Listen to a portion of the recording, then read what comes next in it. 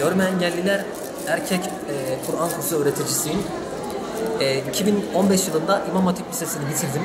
Daha sonra ilahiyat okurken aynı zamanda bu eğitimi aldım.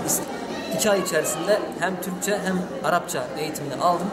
Ve 2018 yılının Haziran ayı itibariyle görme engelliler erkek Kur'an kursu öğreticisi olarak çalışmaktayım. Şimdi Cenab-ı Hak ayet-i kerimede buyuruyor ki her zorluğun ardından muhakkak ki bir kolaylık vardır. Ben hayatım boyunca bu zorlukları da ve hemen ardından gelen kolaylıkları da kendi üzerinde yaşadım. Ve bunları kendi öğrencilerim üzerinde de hem yaşadıkları zorlukları ve ardındaki kolaylıklarını gördüğüm zaman hem onlar şükrediyor hem ben şükrediyorum. Cenab-ı Allah yine bir ayet-i kerimede buyuruyor ki kör olan gözler değildir ancak körelen kalplerdir.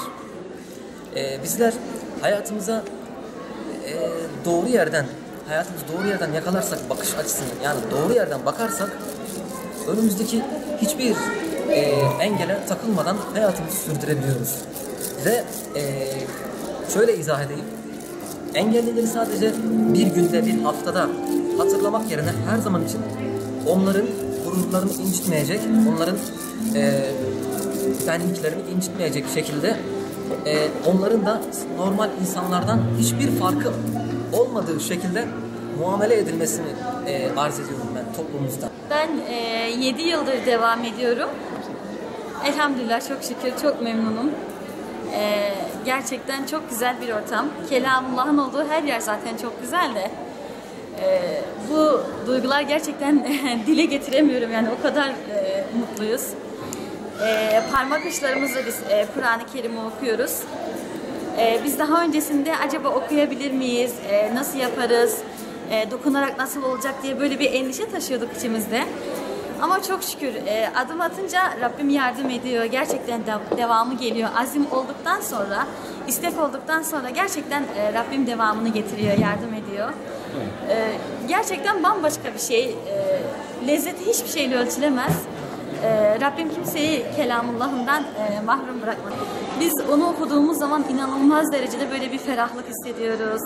Kendimizi böyle bir güvende hissediyoruz. Bize bir güven geliyor. Yani bambaşka bir şey. Gerçekten tarif edilmez bir duygu. O zaten, o lezzet ancak o parmak uçlarıyla dokunduğumuz zaman daha derinden anlaşılıyor. Yani daha içten hissediyoruz onu. Çok farklı bir şey, yani bambaşka bir şey gerçekten. Ben şöyle söyleyeyim, bizler malumunuz günümüz artık teknolojiye adamış kendini. Evet. Evimizin gündemini sadece şu televizyon dizileri, internet oluşturmuş maalesef. Kendimize zulmetmeyelim yani, lütfen. Kendimize ve çevremize zulmetmeyelim. Rabbim bizi kelamullahına davet ediyor, kendisine çağırıyor, yollar açıyor bize. Bu fırsatları tepmeyelim. Bize verilen nimetlerin farkında olup o nimeti en güzel şekilde değerlendirebilirim. Okumanın, öğrenmenin yaşa şeyi yoktur. Ne yaşta, hangi yaşta olursan olur, okuma yazmayı mutlaka öğrenin. Benim bu kursa gelmemin sebebi bir şeyleri öğrenmek, Kur'an'ı öğrenmek ve boşa geçen zamanı değerlendirmek istedim. Çok seviyorum, çok heyecanlanıyorum. Bütün arkadaşlarımı da davet ediyorum kursa. Kur'an'ı öğrenme, kalbin şifası Kur'an'dır. Vallahi çok güzel bir duygu.